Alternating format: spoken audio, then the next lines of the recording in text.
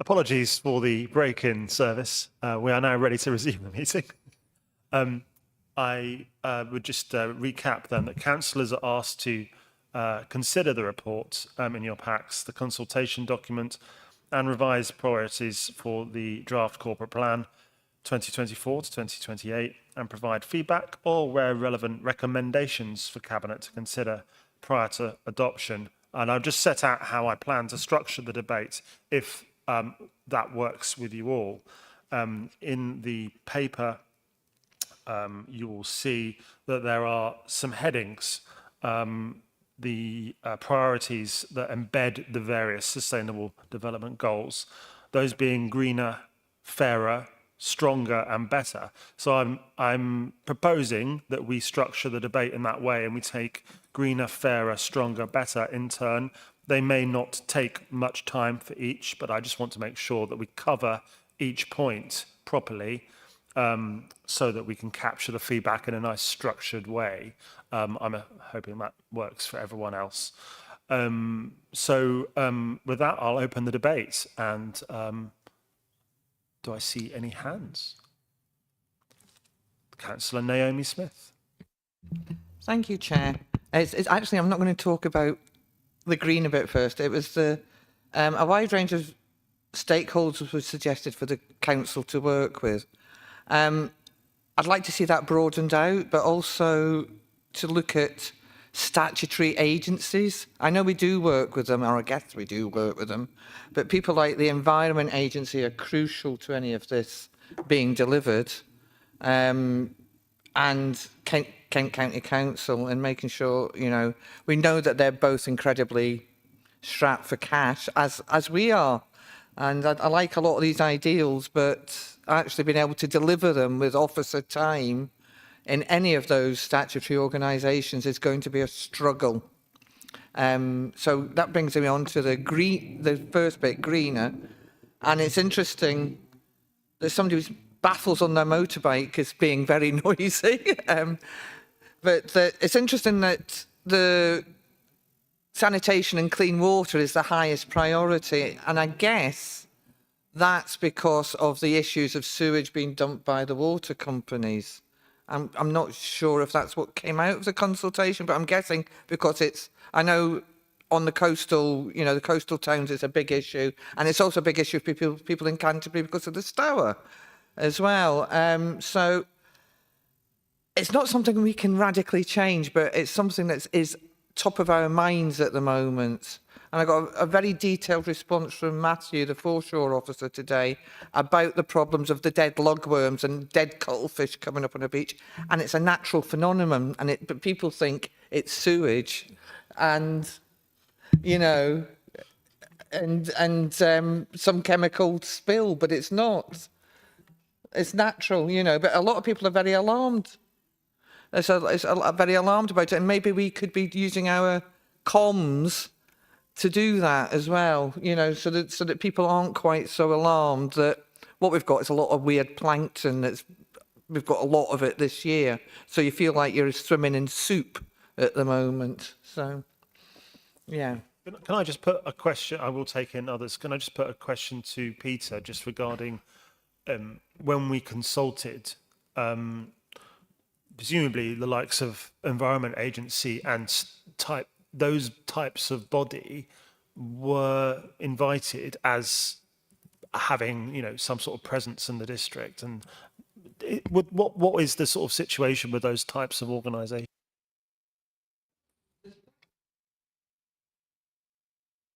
Yeah, so there's two elements to it. In terms of consulting with statutory agencies, yes, they've always sent stuff, and actually on page 45 of the agenda for into 46, you'll see there's a response from National Highways, which again is quite unusual to get such a full response. So sometimes they will send stuff through to us, sometimes they don't. In terms of working with them, obviously we do have local relationships and regional and national relationships with those agencies, KCC in particular, obviously across all departments, but the Environment Agency and others we do work closely with. I think in some of these, and you're right, that and it's what I tried to say at the top of the item.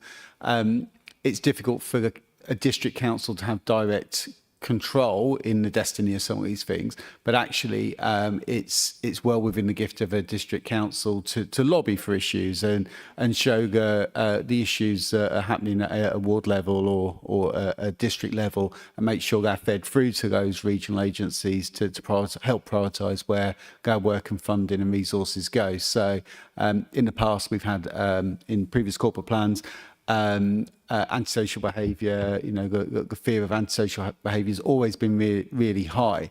It's not something we can control directly in many cases, but actually working through things like community safety partnership, we're able to influence how the police and other partnerships engage in tackling that. So those sort of networks and relationships are directly influenced and brought out of the corporate plan priorities.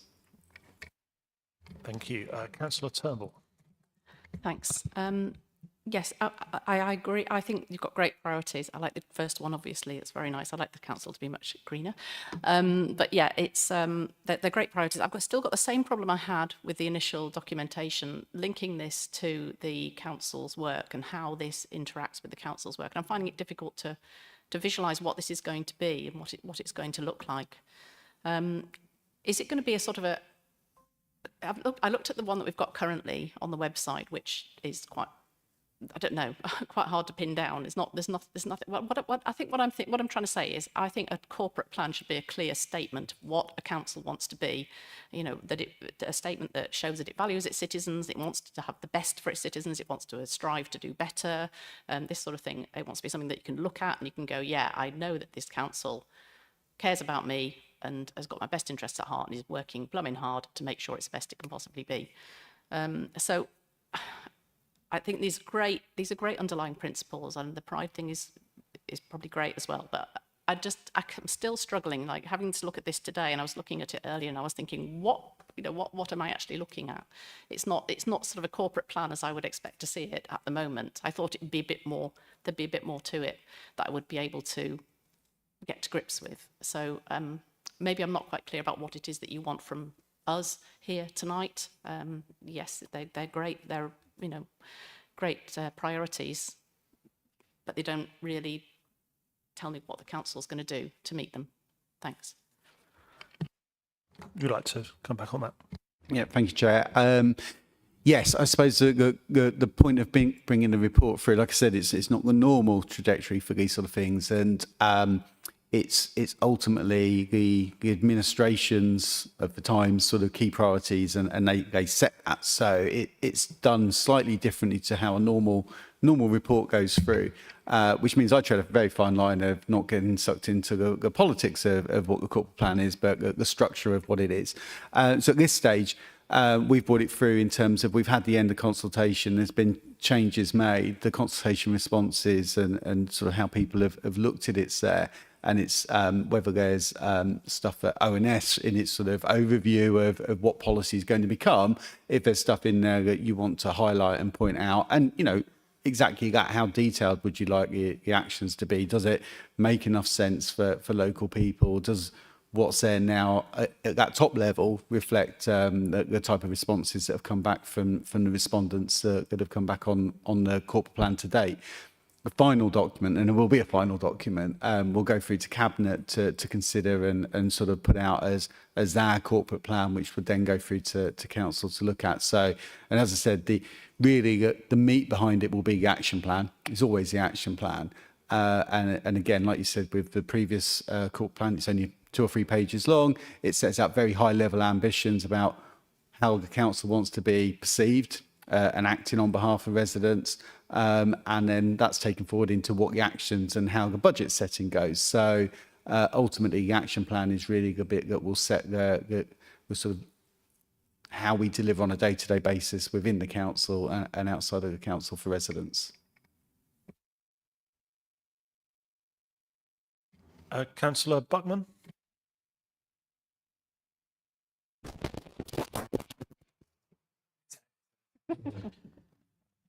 Right. Yeah, so the consultations, I was looking at the ages, and obviously there aren't that many young people fill those sorts of things in, and it was only last week I think, that we were in here discussing and having workshops of why they don't and how better to engage with younger people. So on the fairer one, where it says quality education, that we probably can't do that much about.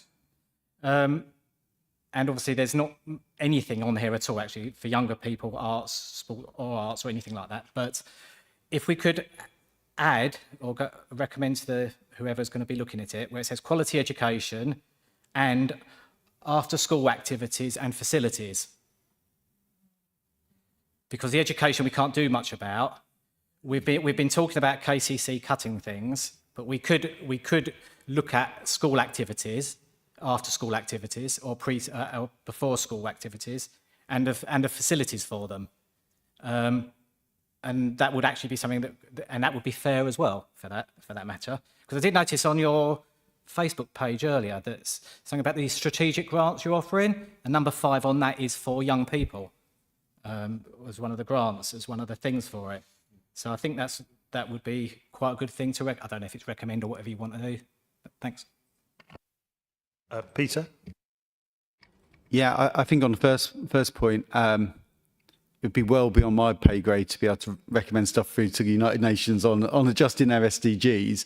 But I take on board what you're saying, which is exactly what we will do in the final draft, which is how you make something as large as something that's taken a global level into the local level. And you're right, it's around what can we do at the local level to be able to sort of, chip away at much larger issues. And exactly that, how we engage with young people, the services we can provide, how we work with KCC and others that do provide youth and education services to make sure they're better delivered at the local level, all actions and activities that could take part. So I think in terms of that, we can take feedback and make sure that's reflected back to Cabinet, to make sure young people are considered more, not just in the education sense, but in terms of the whole sort of period of their life, and not just within their school life time, is something we can reflect back to Cabinet.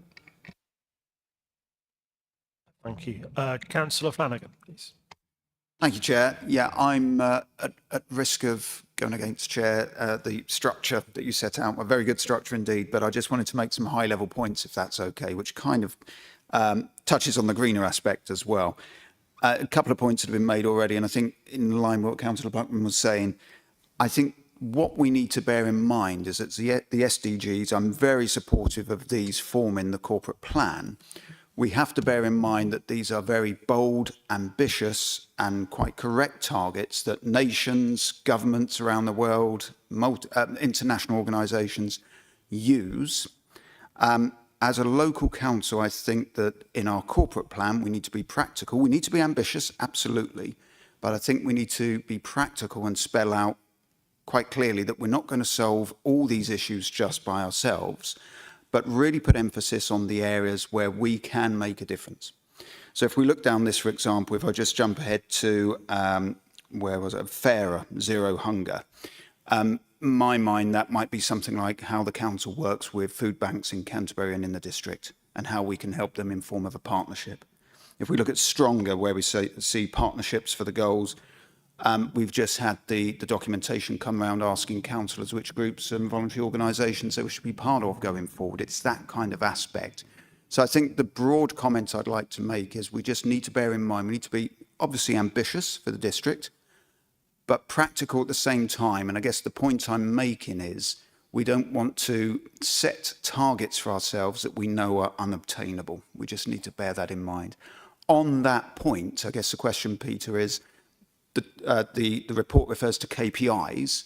In terms of the structure of the KPIs, how do we envisage that working in terms of the types of KPIs we'd be looking for, who that would be reported to, presumably to Scrutiny Committee on a regular basis, and what thought has gone into that so far? Peter? Thank you, Chair. Yes. So the action plan would then come with KPIs attached to it. So if it's something very obvious, like build 50 widgets, and we can measure the number of widgets that have been built or done, and sort of put progress against that. I'm sure under Greener there's going to be stuff around our climate change action plan and delivery against those targets, and sort of bringing that through and making that more within the corporate plan rather than just sitting alongside it in the same sort of way. So KPIs are normally drawn up and reported through to Cabinet to consider, and then they adopt the corporate plan KPIs, and then they are brought through to Scrutiny Sub on a 6-monthly basis. Well, one 6 monthly, and then the annual report, which goes through Scrutiny Sub, and that shows progress towards the delivery of what's in the corporate plan. And some of that will be outcomes based. I think we'll see a lot more outcomes based sort of measures within this. So it's not just going to be the number of widgets done. We're going to see a lot more. How do people feel this is delivering against the target? What's people's belief on X against Y? That type of stuff. And we used to do that to a certain degree through a residence survey.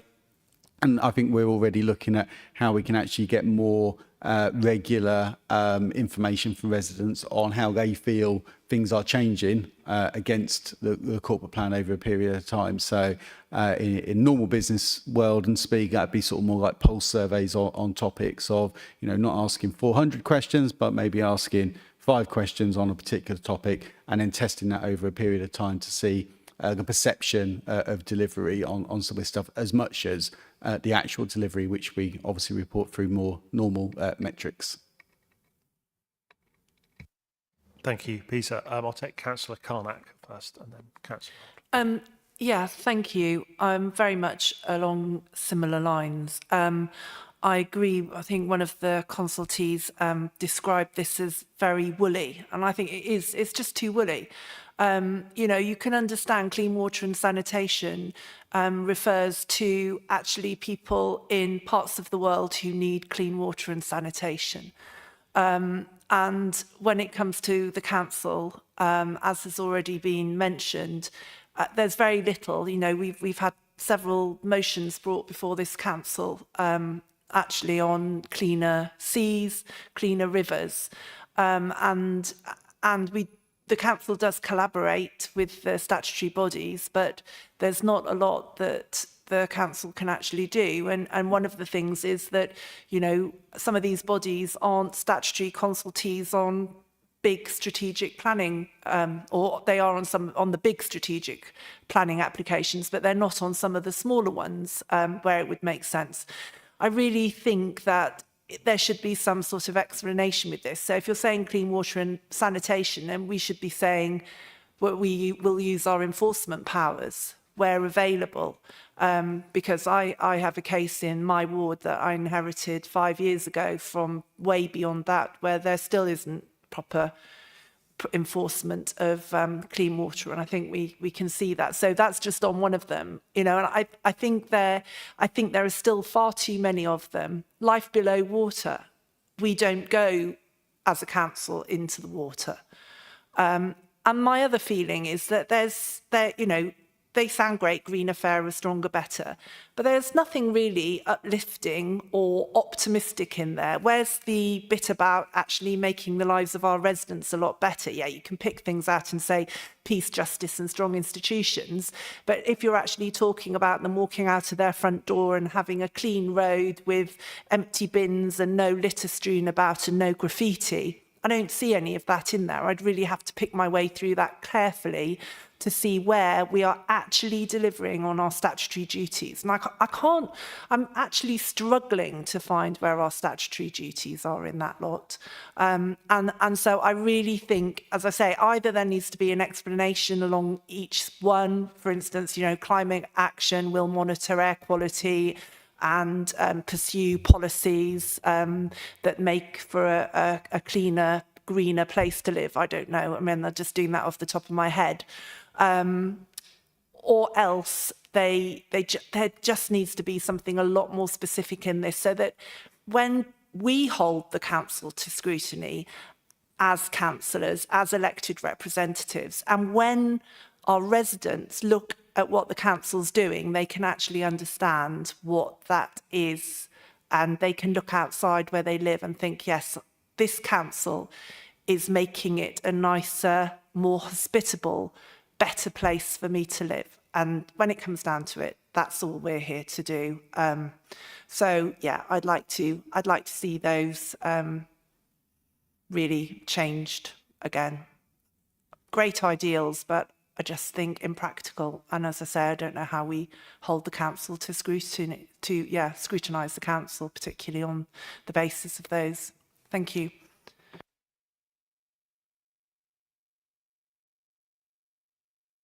Yeah, Peter. Yeah, just briefly on that. I mean, obviously, we'll feed those views back to cabinet, and obviously, you know, they can listen into the recording. This isn't the final plan, but by any means, and there will be much more context set around it, and we can make sure that that's fed through, and cabinet consider the exactly as you said, how you make it more relevant to local people. Councillor Auld. Thank you. More of an observation than a question.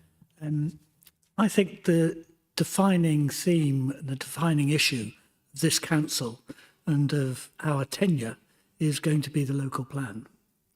And I realise that it's slightly out of step in that we're doing this before we've got to the final local plan, which probably would be around January, is my understanding.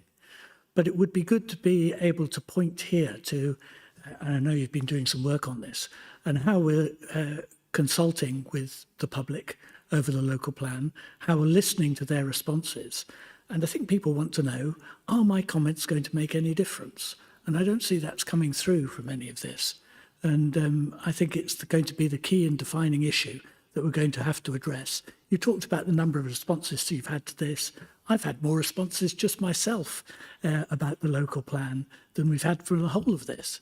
So we need to make sure that that features here about how we're going to get our consultation processes right, how we're going to respond to people, and are your responses going to make a difference? And if so, how's that going to happen?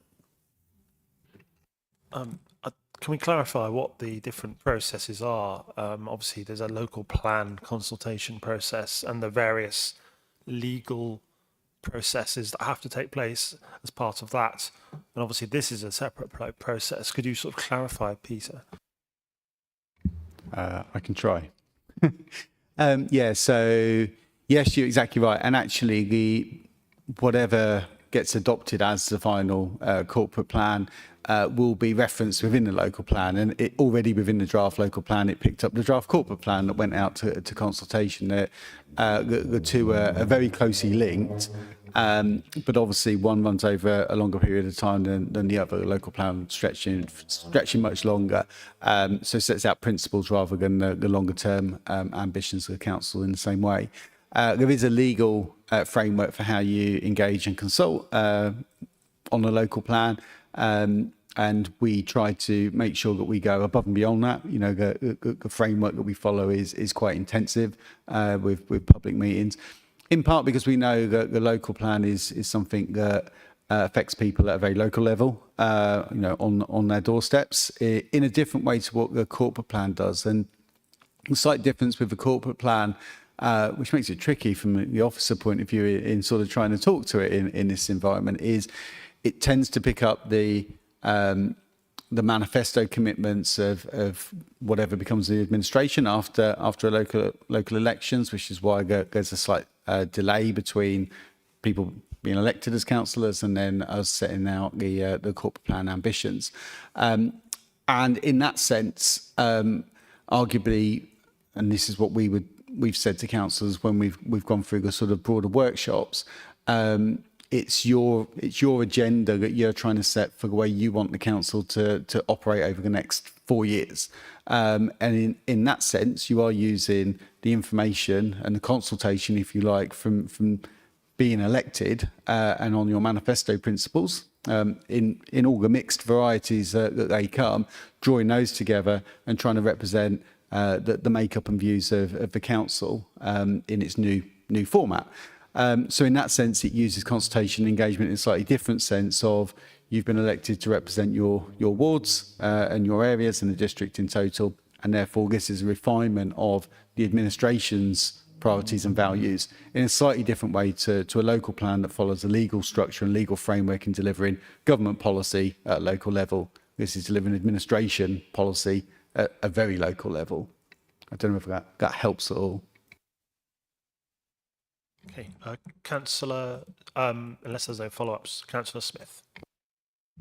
Thank you, Chair. I think I'm coming back again a bit to how it links with the local plan as well, because the clean water and sanitation is one of the big questions in the local plan. And we haven't got an answer, I don't think, because we just say, well, our statutory bodies advise us that it's okay, when it's obviously not okay. It's just not. I mean, they're saying it's okay, but Southern Water are lying to us, basically. We know that they discharge sewage into the sea and into the rivers constantly, and over hours and hours and hours of it, hundreds of hours of it. And this, we can't add in new homes without this being addressed. And I think it's one of the things that the Cabinet need to get really a grasp of, how we can improve that, because at the moment it's not fit for purpose now, and to add 9,000 homes to it, to a system that's already creaking, we need that system. I mean, and we can talk about, so we need to have the answers on that infrastructure, basically, is what I'm saying. And I think that's probably the number one thing we need to do in terms of the plan, because, you know, it's the thing that's on everybody's minds with this. Peter. Thank you, Chair. Yes, and I don't want to get too drawn on to trying to discuss the local plan and also trying to justify how the corporate plan's sort of been developed. But I think the links between the two, and you're right, you know, we can't tell Southern Water what to do in that truest sense. But actually what the local plan can do is make sure that the council, in a way, it sets out the ambitions of the local plan, and the corporate plan will set the ambitions of the administration. We'll make sure that's, if this is important, to higher standards. And there is stuff within there, you know, you've got Broad Oak, that brings clean water into the district and brings new supply in, as well as we're in, you know, the draft local plan sets out how we want to see a reduction in wastewater coming from properties. So the amount of water that goes into a property and is used is going to be substantially lower than what you would get in a regular already built property. So there's ways that actually through the planning system and local plan we can set standards for housing that reduces wastewater that eventually goes back into the system, builds above 300 homes, making sure that there's on-site provision for dealing with wastewater there before it even gets over to something which then causes additional build-up and pressure on the wastewater treatment works that are operated by a third party. So the local plan can set out aspects of what we can do and the importance of that within the corporate plan. Not all corporate plans need to set that out, but this one does.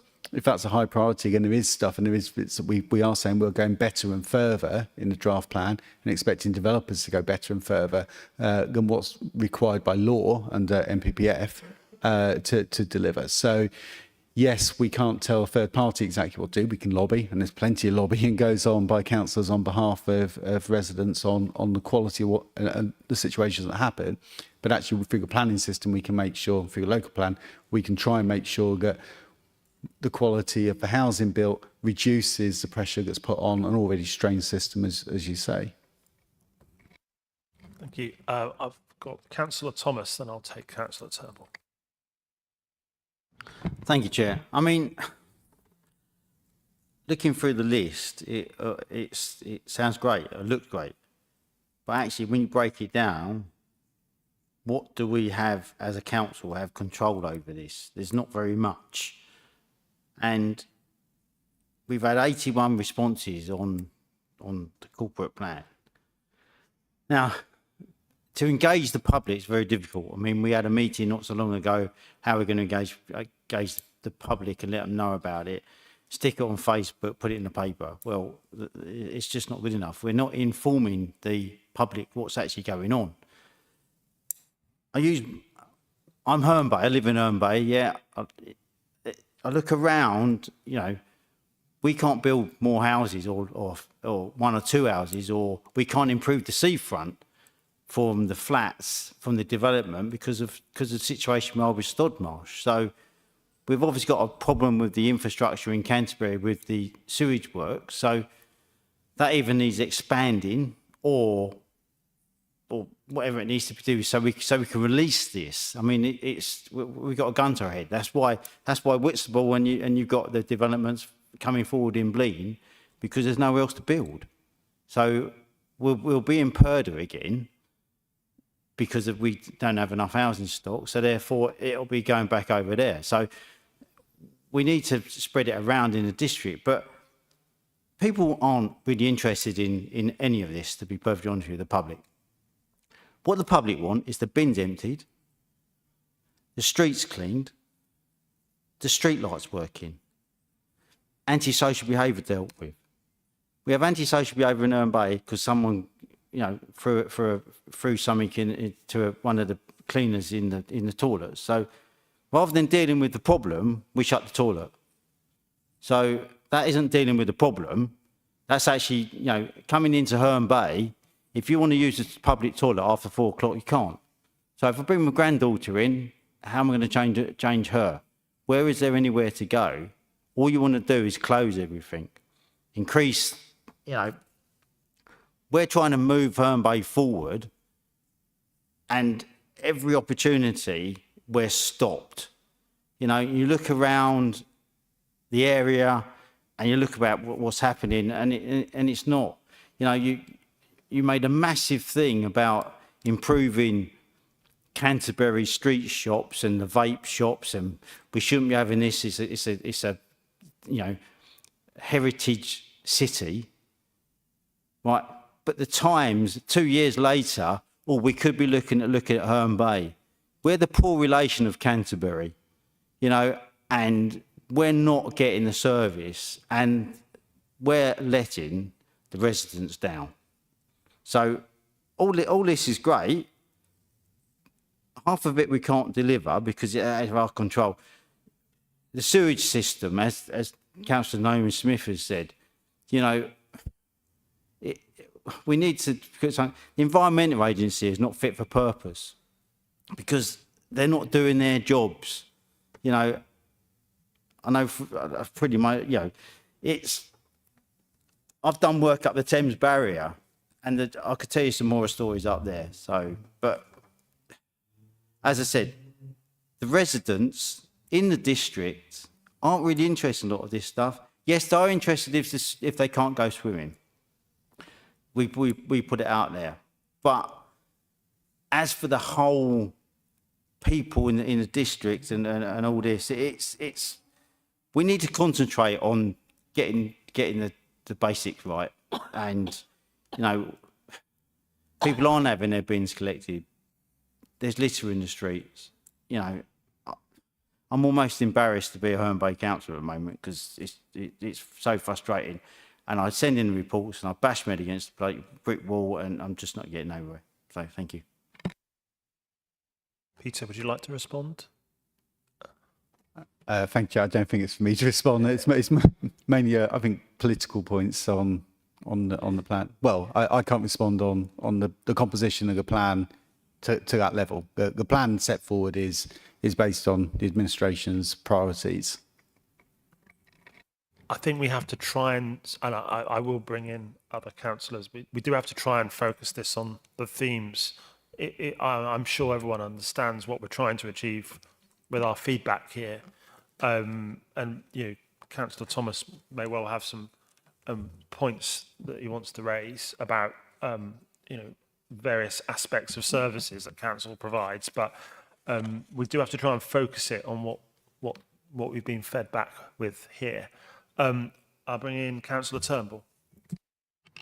Thank you, Chair. No, I'm sorry, but I'm really not entirely clear what we're trying to do. As I said, and I'm kind of repeating myself a little bit, but when I came and I talked to Cabinet when the first draft came, and I said what it needs is, the great, really brilliant aspirations to underlie what we do, but it needs mapping to what we actually have to do, what we do as a council, and that's still not there. And so and this is what everybody's saying. Everybody's reflecting this. All the comments that people are making are reflecting the fact that what does this mean in terms of what the council has to do? Now, you said it's going to make sense when it's in an action plan, but I don't know. It needs to make sense before that, really. Surely it needs to be someone be able to pick it up and go, right, I understand what this council has adopted these development goals, which is brilliant, and this is how they are enacting them, and this is what it means for the people for this district, which may be, you know, emptying bins, and it may be, you know, putting pressure on the sewage on the water companies to be better and to do better, or putting pressure on the government to say, you know, we need to kick back on housing, or we need to have statutory information from the water companies, and all these sorts of things. It's intangible at the moment, and I'm really struggling with it, and I don't think I'm particularly, you know, unengaged. You talk about the action plan, Peter. Is that something that will be a public document? Because I can't see the current one on the website. I've been looking for it. I've been doing some searches for it. I don't know how you look for it because it's like quite impenetrable, our website. So I don't know if it's on there somewhere. Thank you. Peter, if you want to respond. Yeah, just I'll do that bit first.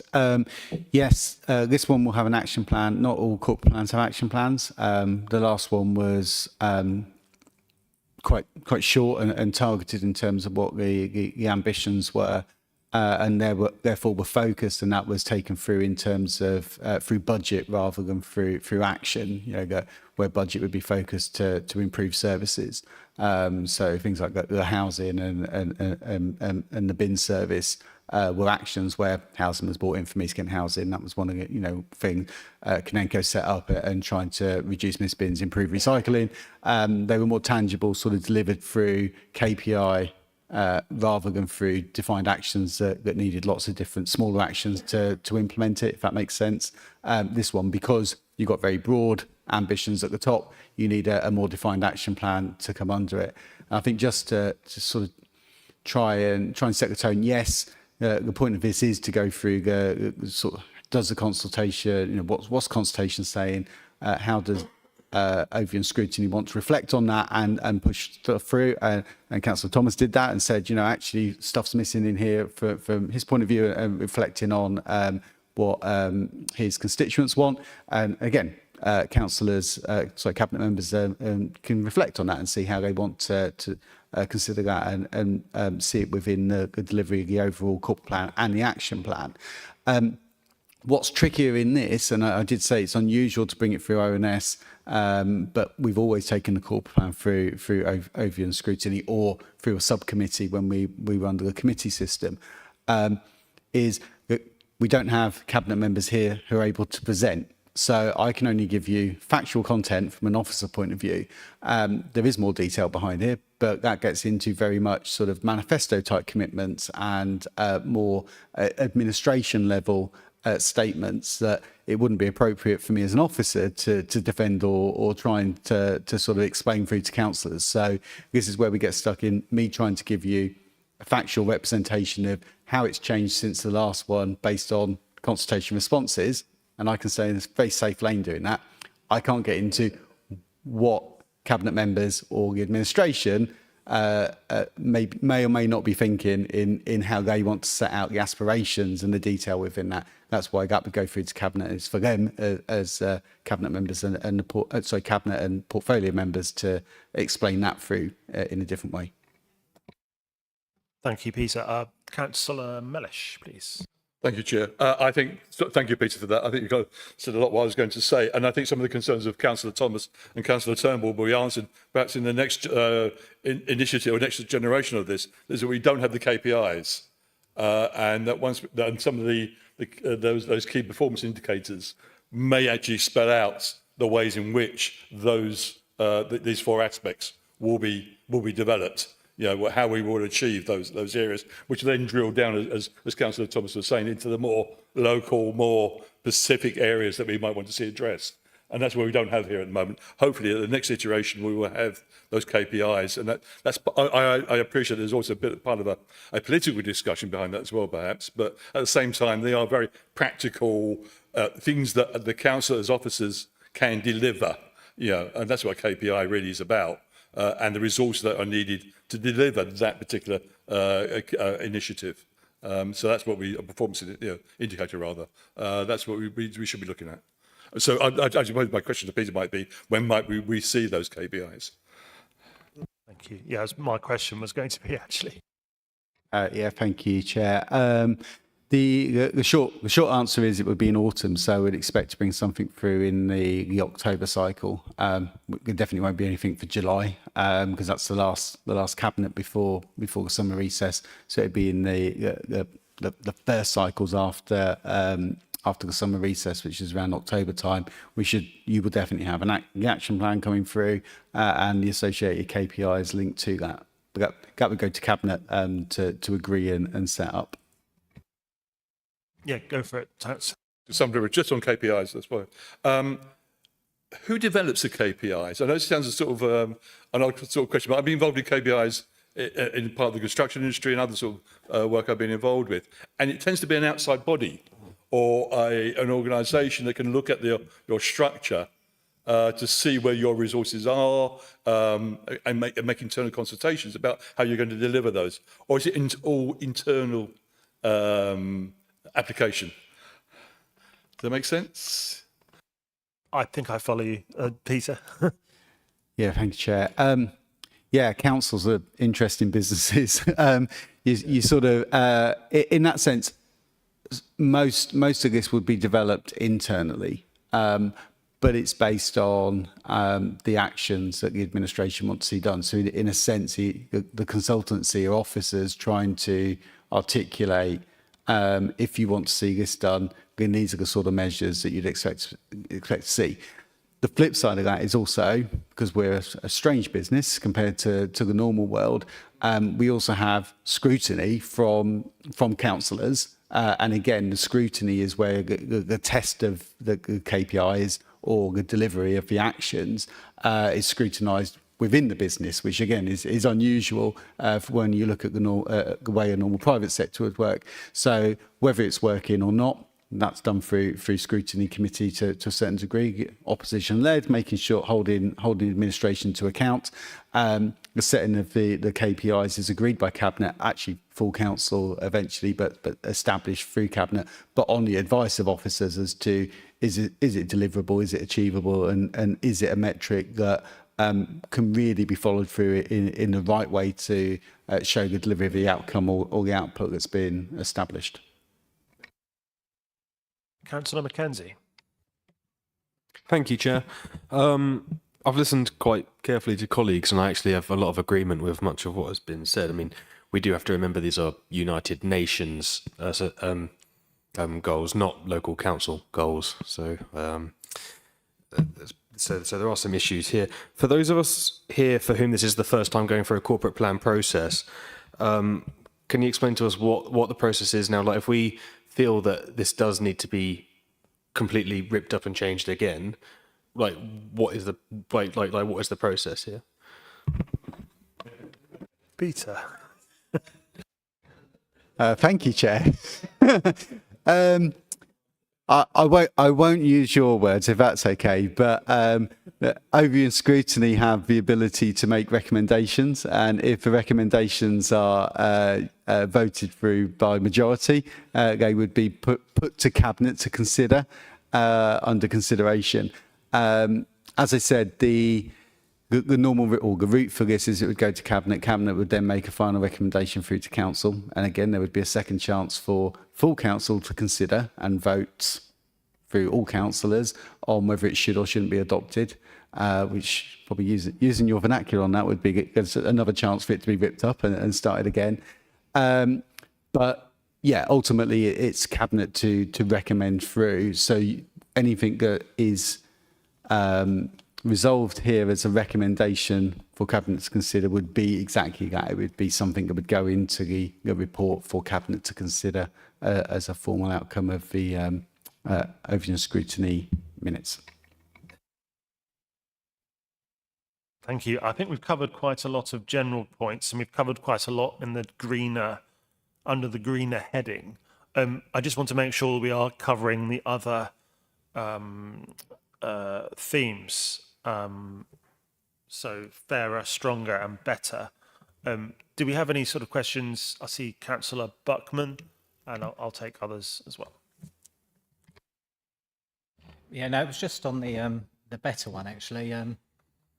Yeah, so I understand you've lifted the headings from the SDGs then, but it just says sustainable cities and communities, but yet there's only one city here, like Canterbury. So wouldn't it just be better to drop cities and say, I don't know, sustainable high streets and communities, or just sustainable communities? I think that just a cities thing, even when in a consultation, it's like, oh, I live so and so, I'm not in a city. What's the point? I know it does. I know it's being a bit pedantic, but it's still. I just. Yeah, that's the better word of it. Clunkiness. I would suggest, I mean, it might be a minor point, but communities does feel more inclusive, doesn't it? Bearing in mind that we are one small city and several small towns, and are lots of villages in the rural areas. So language is important. So I don't know if Pete has a comment on that, but it might be a useful piece of feedback. Yeah, thank you, Chair. I think it's for Cabinet to consider how they represent the SDGs within the final wording that they would stick under the better heading. So, yes, we can't change what the SDGs are. Well, you could have a go, but I think that would be a tricky thing for District Council to do. But it's a way that it's under each of the SDGs, it sets out that they have their own KPIs, they have their own ambitions within there, and it's trying to then use those to refine down to a practical representation of what that means for somewhere like Canterbury District, which is represented by lots of smaller communities rather than a large conurbation or city area. Councillor Smith, please. Thank you, Chair. Yeah, I think I was going to just say almost what Peter was saying. I think that whilst there are these, the greener, fairer, stronger, better, that I could talk about zero hunger, could be working with food banks, but it could also be better industry, innovation and infrastructure with better jobs so that people aren't hungry. There's lots of different ways this can be put together. And I think it's the next stage that we're interested in particularly. And we would recommend that the Cabinet look, very much at what the manifesto commitments are, bring that back to overview and scrutiny to make sure that it's relative to the services that Canterbury City Council can provide and has ambition to provide. Not just the statutory stuff that we do, that we have to do, but some of the ambition that we could do as well. Okay, thank you. Thank you. It was Councillor Carnac, wasn't it? Yeah, I mean, I agree on sustainable cities and communities. Again, what does it mean? It's very woolly, isn't it? And I just worry a bit, given, I know I say this at almost every meeting I come to now, but given the kickback we got to the previous transport plan, given the kickback we've had in Herne Bay recently, and we see in other areas and around the country, I just worry that interpretation of sustainable cities might not be quite what we think it is, that others might interpret it differently. So I think we have to be very careful with that. And I also worry that a lot of the better are things that we just can't deliver as a council. I mean, we can't deliver clean energy. We can't start putting mini nuclear reactors in the district. And innovation we can. Infrastructure we have to work with other partners. Responsible consumption and production is presumably about the only one we can do, which is recycling and waste. Or that's how I interpret it anyway. So I think that's the problem. And I would say, when you look at the consultation responses, I think what's interesting about them is every single response has turned these SDGs to their particular thing that interests me. So you'll get one group has written about how it affects transport and how they want the buses to run and how they want this to run. And then someone else will relate it to the rivers and someone else will relate it to housing. So I think that again, I mean, I don't want to repeat myself from the earlier, but I just think with a lot of this, it really needs to be very specific. And even if you use the SDGs, it then needs to say, responsible consumption and production we deliver recycling, or we will, you know, we aim to recycle 90% of the district's plastic and paper, and we will be a plastic-free district and blah, blah, blah. But I just think it needs that in there so that we all know, and it's not open to interpretation. And I agree with Councillor Buckman on sustainable cities. Actually, I just think a lot of people will interpret that as 15-minute cities, I'm afraid to say, and everything that goes with that. Thank you. Would you like to respond, Peter? Thank you.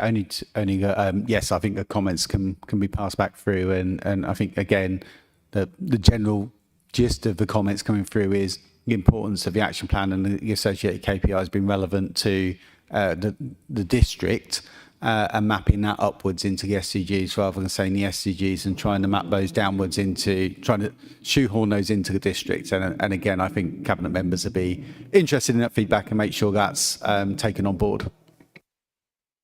Thank you. I saw Councillor Flanagan.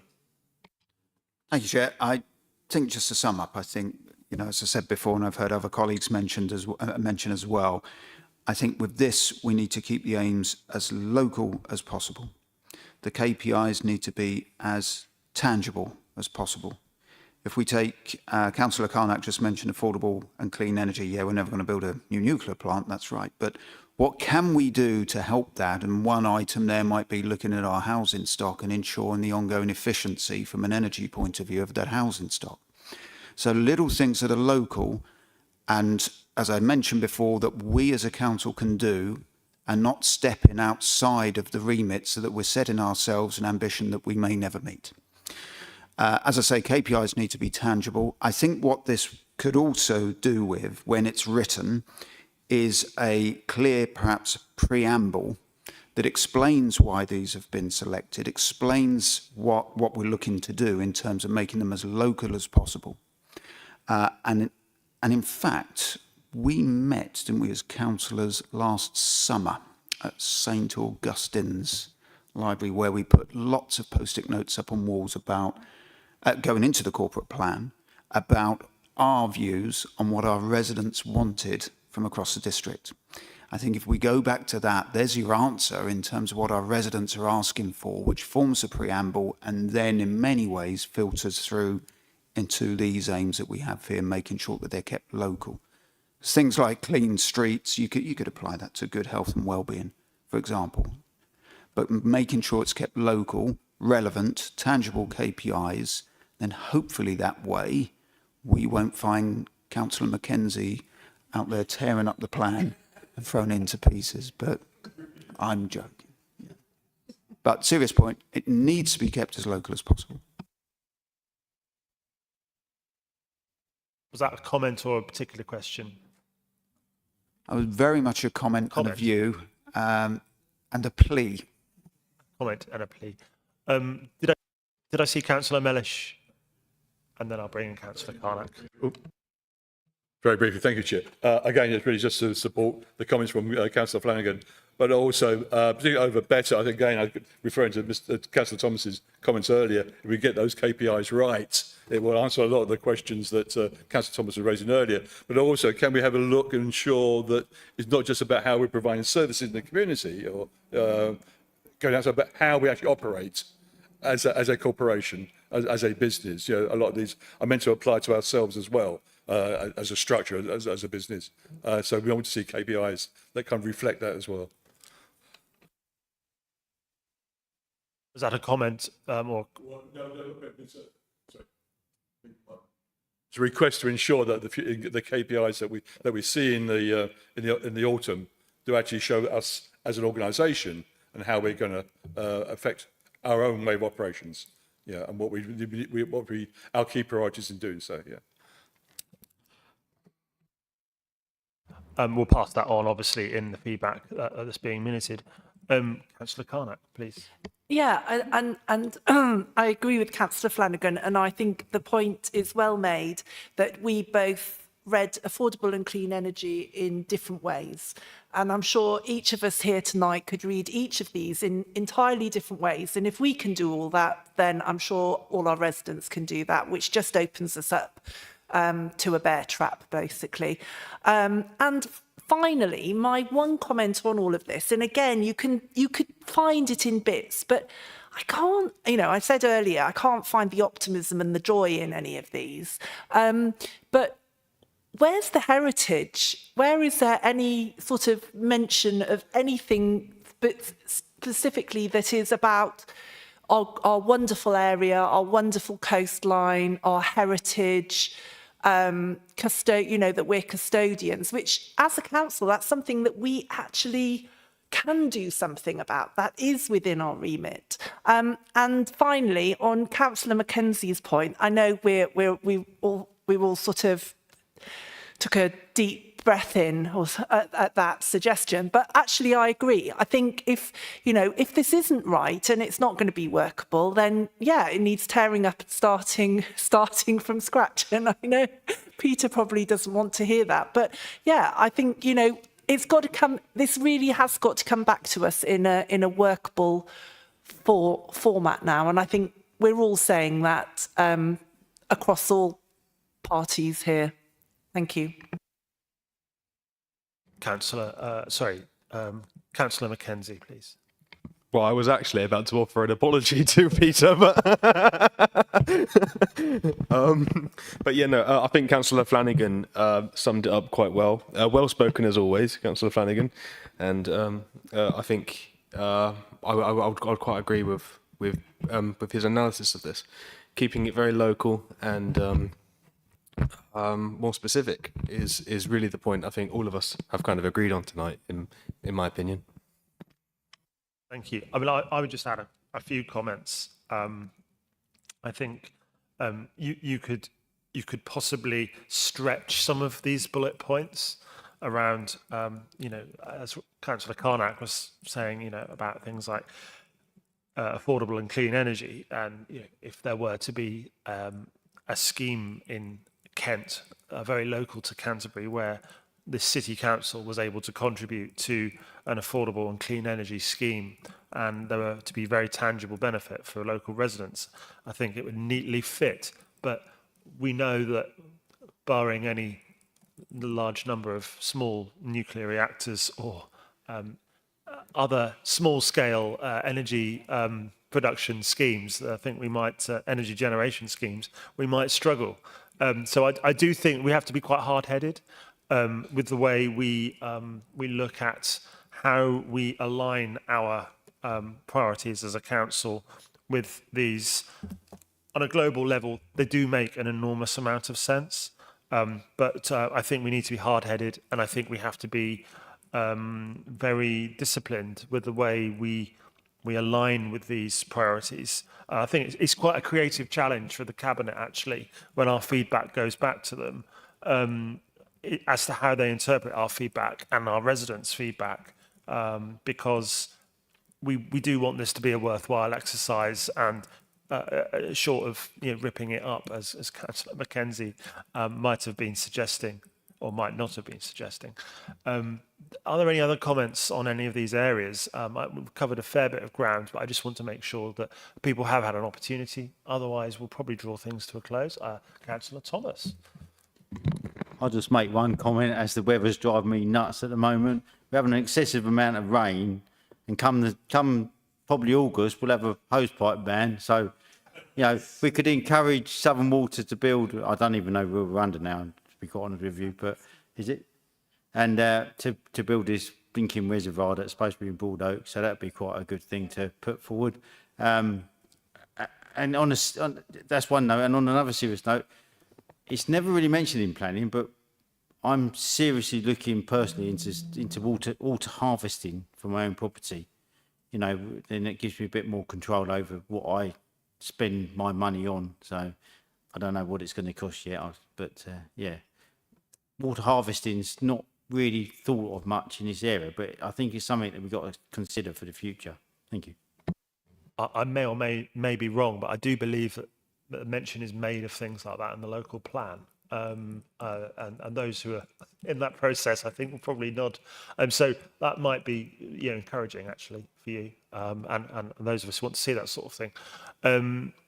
If there are no other comments, I'm checking carefully to see there's no other comments. I think we can probably, unless anyone else wants to say anything, we'll wind things up there. Thank everyone for taking part in the discussion this evening.